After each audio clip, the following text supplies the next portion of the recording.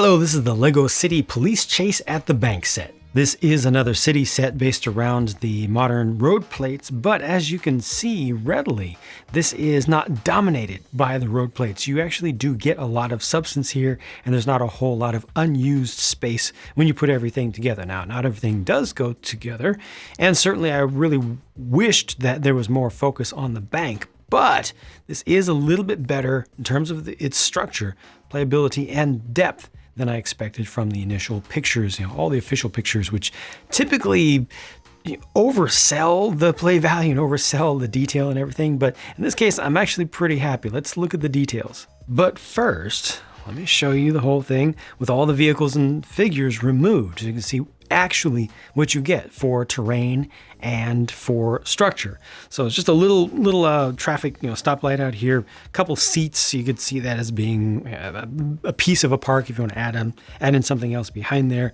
Small tree. This is one large road plate and then one small road plate. So this is 16 by 16, it's 8 by 16, and then they got ramps front and back, and then the bike lane going down there. Nice to see more of the bike lane prints coming through.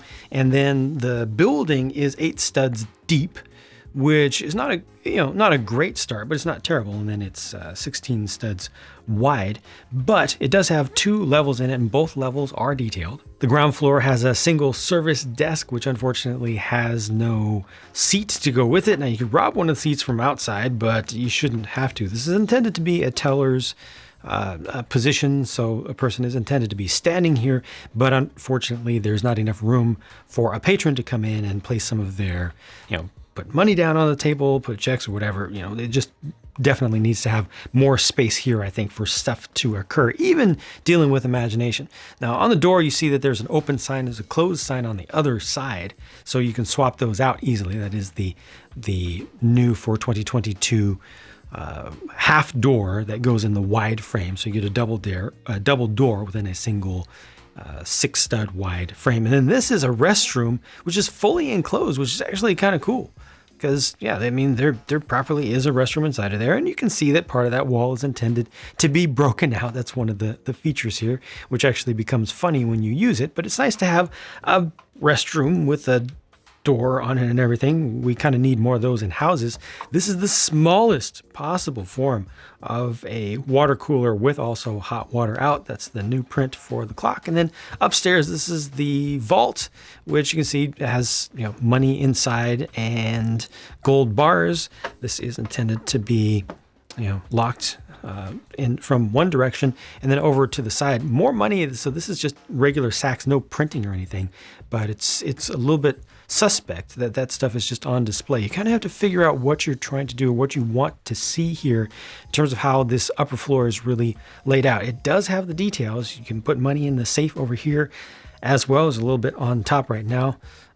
Just a Citibank little plaque off to the side. But I do appreciate the fact that there are things in here, and there's another wall that can be broken out there, which gives you more play value. Also notice safe deposit boxes over here on this side up against that wall. Sorry, it's a little bit difficult to get light in there from here. And then up top, there are 2 more ways for the bad guys to get in. There's a skylight that flips open conveniently, and there's also this part of, I think it's supposed to be part of the HVAC system, so that can just be flipped up as well. They're trying to do things to offer up options for the bad guys and not just for the good guys. Also got a little bit of solar power generation up there looking around the front.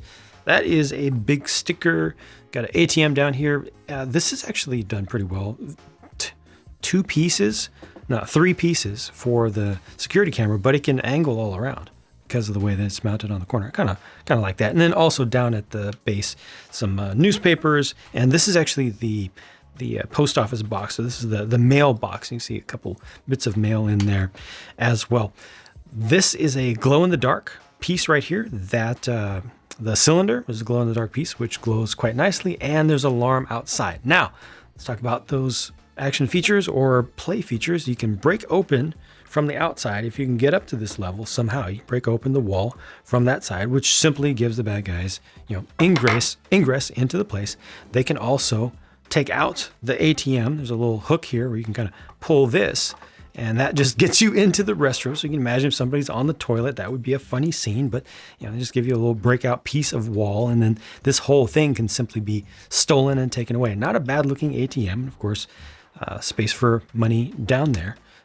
Just a couple stickers used for that, but this is pretty nice. And over on this side, another wall that can be broken out. And I'm glad that they didn't put in huge red, Technic levers and mechanisms and knobs and stickers with arrows and stuff. It's, it's obvious, but it's not too obvious. Like you can imagine in universe, the minifigures not seeing this stuff. So it's just another place that can be opened up. That gives you direct access to the vault space there. My apologies also for not pointing out previously that there is indeed a dark orange squirrel in this one, which is probably the most desirable color. And there's also an acorn to go on this tree because it's intended to represent a small oak. Police truck looks pretty rough and tumble. It's almost like a mine-resistant armored vehicle with a souped-up engine as well. With the scoop, they use the vibrant yellow, the new color for 2022, as an accent. This is a print here on the side, same print on the other side. The front uses a sticker. This does have openable doors, although you can't actually get a figure to go in through there. It's just, physically doesn't work with the size of minifigures. You get access to the cab by removing the entire front clip, the windscreen, as well as a bit of the roof, and you see a seat and a steering wheel. That's just it. It does have side view mirrors on it. You get access from the back and also from the top here. So this opens up back here, but it's more convenient actually to access it for us huge figures from the top, and you can just put people in there. So it's intended to be a lockup, or you can use it as a SWAT vehicle. I think you can put 2 figures back there, maybe 3 if you really squeeze them and kind of pile them on top of one another. But this also has the railings on the side if you wanted to use it for a SWAT type of engagement. Figures can hold onto this, because this is bar sized all the way around on either side. So you can actually bring in quite a few people with this. So this is pretty effective for what it is, I'd say. And then the bad guys have their own vehicle, which is also somewhat rough and tumble. It's got a big old bull bar on the front of it. Clean Getaways is the brand of the company here. They are doing window washing, I believe, is their main thing.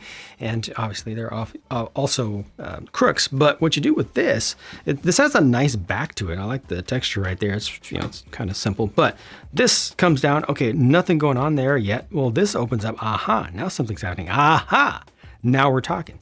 So I'm just going to disconnect this right here. And all of this is able to pop on out. And the idea is that this would be able to go around, so you take this right up to the to the window or something, and then use the jackhammer that's conveniently attached to the end of it. You can rotate that around or put it in the hands of a figure and open up one of those windows. The side here also opens up, but this here can also be used just in the most simple way. Hook it up to any of those bars along the way and just break something out and drag it along as you wish. And inside here they also have some planning that they do, so it's kind of like their mobile command station, the counter to the police mobile command station sort of thing.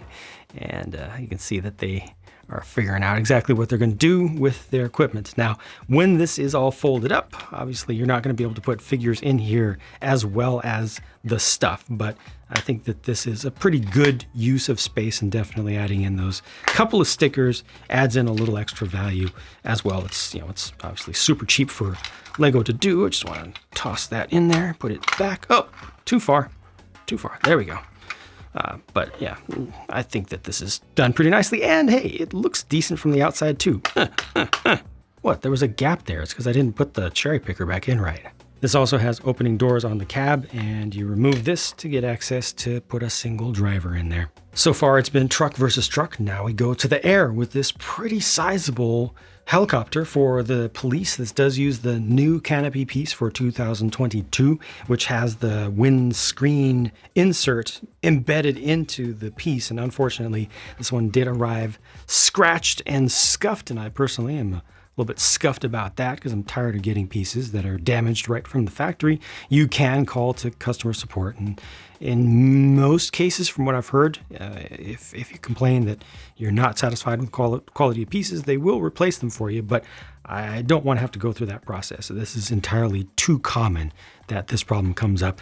Something like this large piece needs to be put into a separate container where it's not going to get scratched up. Let's move on with the design of this. That's a known issue, and I will keep bringing it up. This is some sensor stuff on the underside. You can just imagine an almost 360 camera here, some maybe IR illuminator or something there. This is also a searchlight. Engines are nice, big rotor blade pair. Good to see, decent size for that. The interior space here in the middle is not good because yes, it is technically usable space, but how am I going to use it exactly? I want to be able to sit a figure there, who's ready to rappel down or something, or ready to get out when I land. I want to be able to sit at least 2 figures in this space, and there are no studs here. So that needs a little bit of modification to make that work. I would recommend putting in 2 1x4 just tiles, and then 2 modified 1x4 tiles with 2 studs, studs at either end, and then you can have a person sit there and it would be super, super convenient. It won't be the cleanest looking thing, but this right now is not particularly usable space. I'm not mad that there are no doors here. I know that can be a big deal, but this is intended for play, and doors can get in the way. And with this limited space, the most important thing is that you be able to actually use it, and you kind of can't, other than maybe for carrying some cargo. So I don't like that. That ends up being a waste. A couple of clips on the outside to hold on to accessories. That's good. And this one does have a holding cell in the back, holding cell or trunk. Kind of a boot, but you can put a person in there. So once somebody is caught, you just throw them in. It doesn't really matter exactly how they're in there, but there is enough room. You might be able to squeeze a second person in there and then, lock them up for longer distance transport. This does use stickers for the tail fin, unfortunately. Tail rotor here, which is perfectly fine. A little suggestion of a tail light. The skids are nice, and this is an optional net shooter.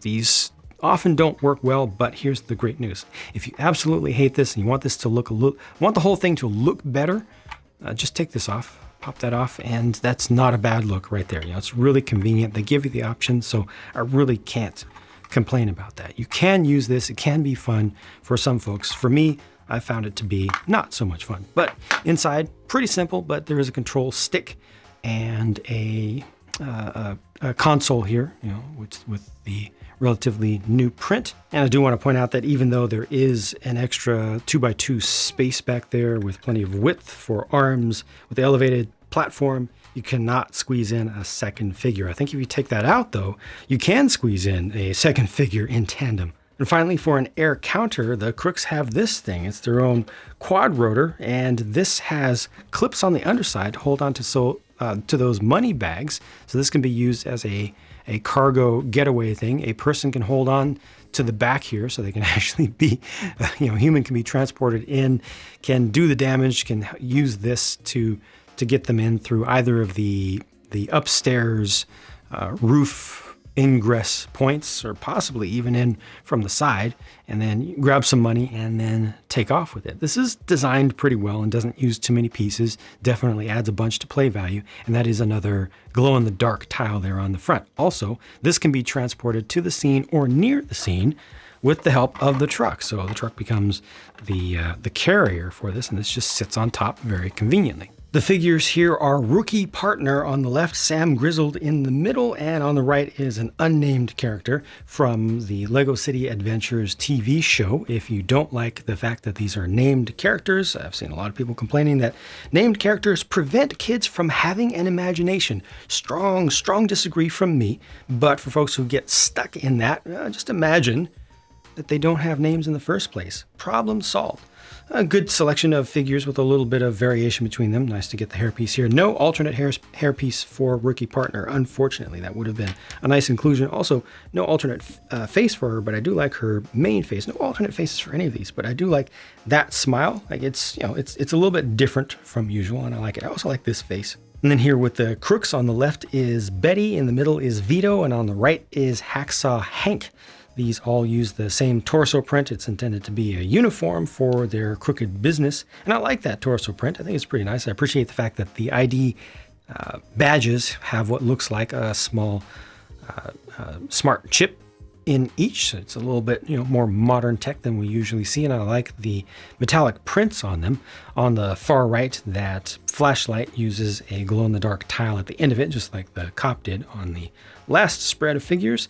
And yeah, even though these are all using uniforms, I think that they look pretty good. It's also nice to get more of the dark azure colored hands among these, just in circulation in general.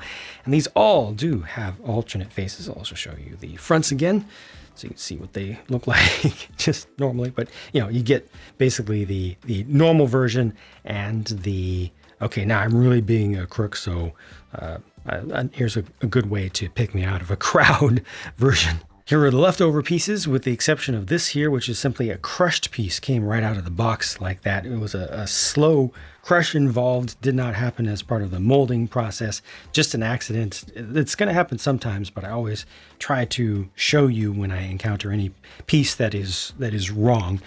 Quality control is a very, very important thing, and we're paying a lot for it. So I think it's valuable to show when Lego messes up outright. And then this is the sticker sheet. Should have zoomed out a little bit more. There were a lot of stickers for this, but there were a lot of things to put stickers on as well. I paid $100 US for this set. That's a lot of money. And I do not account for the fact that in some regions of the world, as soon as sets come out, they're immediately on sale. Where I live, that has not happened in a number of years now. So this is a $100 set. Is it worth $100? Well, I quickly ran the math like I like to do, just looking at the components to be completely fair about it. And this is a $20 thing with its minifigure. This is a $20 thing easily. This has to be a $25 thing for its size. Could have been designed a little bit better, but just realistically. And that includes, minifigures for each. And then I'm going to say $10 for all the road plate stuff, plus all the accessories, all the stuff off to the side here. This little thing, all this, the extra plates, and this as well. So I'm looking at $25 then for the bank structure here. That's really what it comes down to, because all those other ones I think are very, very easy. It's very easy to say that. It's very easy to put those prices on there based on what we've seen. And realistically, we probably end up having to pay more for the helicopter here, but I'm just going to leave it at that. $25 ultimately for this bank. Is that a decent deal? I think it's not bad. I would prefer that it be about 20 bucks. So I'm going to say that this whole thing together is $5 to $10 overpriced, which is well within the range of reasonability. Lego is expensive. It's a premium product. It always has been. These are just facts. I'm not going to run those facts into the ground. I'm not going to beat that dead horse any further than it needs to be. When I feel that things are overpriced, I call them out. I always call them out.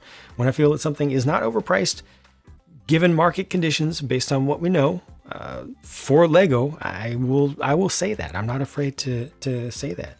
And ultimately, we're going to get to a point where Lego is going to be too expensive for even more people than it is today. And that's just the way that things are going. Hopefully we'll see more competition on the market throughout more of the world. But as it is, this set right here, I think is within a decent range value-wise, and thankfully it has a ton of play value and a ton of display value as well relative to city things in general. And this is a 7+ set, not a 6+ set, so I do expect to have some detail, and guess what? It gives me that. It gives me some detail, and it gives me features that are a little bit more advanced than the minimum.